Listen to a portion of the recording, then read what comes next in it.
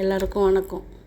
யாருக்கெல்லாம் கால்கள் பலவீனமாக இருக்கோ, நடக்கிறதுக்கே ரொம்ப கஷ்டமாக இருக்குது, எலும்பு வலிக்குது, மூட்டுகளில் வலி இருக்குது அப்படின்னு நினைக்கிறோமோ அவங்களுக்கெல்லாம் இதை ரொம்ப யூஸ்ஃபுல்லான ஒரு பதிவு.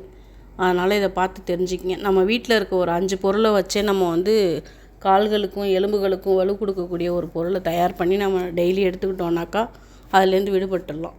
அதில் ஃபஸ்ட்டு என்னென்னு பார்த்திங்கன்னா கசகசா.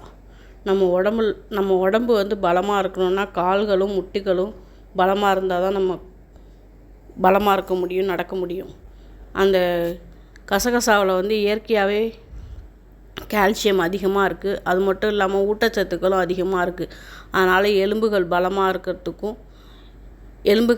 இருக்கிறதுக்கும் மூட்டுகளுக்கு இடையே இருக்கிற அந்த தசை நார்கள் இருக்குல்ல, அதெல்லாம் வலுவாகிறதுக்கும் இந்த கசகசா ரொம்ப பயனுள்ளதாக இருக்குது. அதனால் கசகசா. அடுத்தது பார்த்திங்கன்னா சியா சீடு பார்த்திங்கனாக்கா மூட்டுக்களில் சத்தம், ஒரு சிலருக்கு நடக்கக்குள்ளே மடக்குன்னு சத்தம் வரும்ல, அந்த மாதிரி சத்தம் இல்லாமல் இருக்கிறதுக்கும் மூட்டுக்கள் உராய்வு இல்லாமல் இருக்கிறதுக்கும் இதில் இருக்கிற புரோட்டீனும் இதில் இருக்க நல்ல கொழுப்புகளும் பயன்படுது. அதனால் சியா சீடு எடுத்துக்கணும். அடுத்தது பார்த்திங்கன்னா ஆலிவ் விதை. ஒரு சிலருக்கு உடல் இறுக்கமாக இருக்கும், நம்ம உடம்பே பார்த்திங்கன்னா ஒரே டைட்டாக இருக்க மாதிரி இருக்கும், ரொம்ப வலி இருக்கும், எலும்பெல்லாம் வலிக்கும், அந்த மாதிரிலாம் இருக்கும். அந்த மாதிரி இருக்கவங்களுக்கு பார்த்திங்கன்னா நம்ம உடம்பை நெகிழ்ச்சி தன்மையோடு வச்சுக்கிறதுக்கு இந்த ஆலிவ் விதை பயன்படுது. அடுத்தது பார்த்திங்கனாக்கா கருப்பு எள்ளு. நம்ம எலும்புகளும் மூட்டுகளும் உறுதித்தன்மையோடு இருக்கிறதுக்கு எள்ளை காலகாலமாக நம்ம முன்னோர்கள்லாம் பயன்படுத்தியிருக்காங்க. நம்ம ஆனால் இப்போ பார்த்திங்கன்னா எள்ளுலாம் பயன்படுத்துறது ரொம்ப கம்மியாகிடுச்சு. எள்ளில் இருக்க ஊட்டச்சத்துக்கள் பல வருடமாக நம்ம மூட்டுகளை பாதுகாக்கிறதுக்கும் எலும்புகளை பலமாற்றுறதுக்கும் பயன்படுத்திகிட்ருக்கோம்.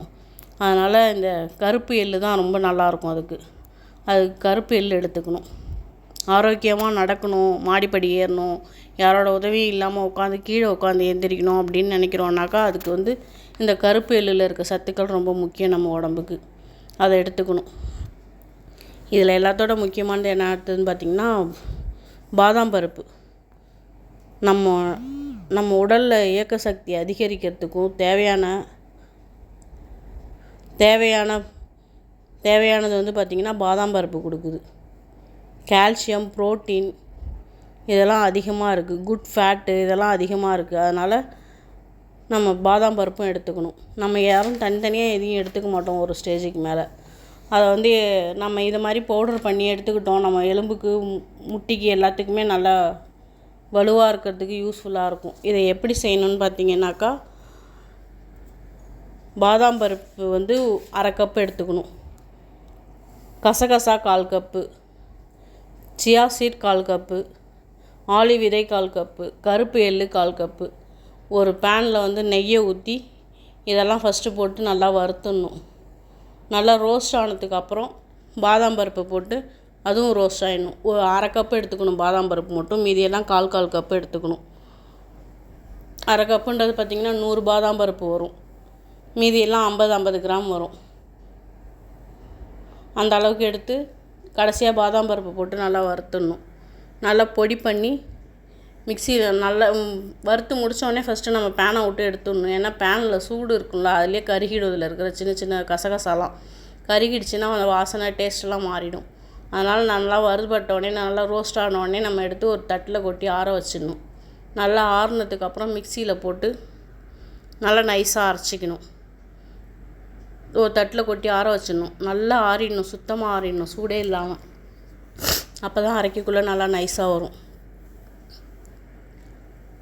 மிக்சியில் போட்டு நல்லா அரைச்சிட்டு ஒரு ஏர்டைட் கண்டெய்னரில் எடுத்து வச்சுட்டு டெய்லி காலையிலையோ இல்லை நைட்லேயோ ஒரு ஸ்பூன் எடுத்து நம்ம காய்ச்சின பாலில் போட்டு சர்க்கரையை போட்டு ஆற்றி குடிச்சிட்டிங்கனாக்கா ஒரு ரெகுலராக ஒரு 48 நாள் இதை தொடர்ந்து நம்ம எடுத்துக்கிட்டு வரக்குள்ளார இதோட ரிசல்ட்டு தெரிய ஆரம்பிச்சிடும் உங்களுக்கு. நான் இங்கே எடுத்துக்கிட்டு இருக்கோம், எங்கள் வீட்டில் இருக்கவங்களுக்கு கொடுத்துட்ருக்கோம். நல்லா இருக்குது ரிசல்ட்டு. முட்டி வீக்கம்லாம் இருக்குல்ல, அதெல்லாம் கூட குறைஞ்சிடுது இது சாப்பிட்றதுனால. ரெகுலராக நைட்லேயோ இல்லை காலையிலையோ எப்போ வேணாலும் சாப்பிட்லாம். ஒரு வேளை ரெகுலராக எடுத்துக்கங்க, அப்போ தான் அதோட ரிசல்ட்டு நல்லாயிருக்கும். செஞ்சு பார்த்துட்டு எப்படி இருக்குதுன்னு கமெண்ட் பண்ணுங்கள். பிடிச்சிருந்தால் லைக் பண்ணுங்கள், ஷேர் பண்ணுங்கள். இந்த மாதிரி முட்டி வலி, எலும்பு வலிலாம் இருக்கவங்களுக்கு, மெனோபாஸ் டைமில் இருக்க லேடிஸ்க்கெலாம் இது நல்லா யூஸ்ஃபுல்லாக இருக்குது. அதனால் எல்லாருக்கும் உங்களுக்கு தெரிஞ்ச யாராச்சும் இருந்தாங்கன்னா ஷேர் பண்ணுங்கள். இது வரைக்கும் வீடியோவை பொறுமையாக பார்த்ததுக்கு ரொம்ப நன்றி.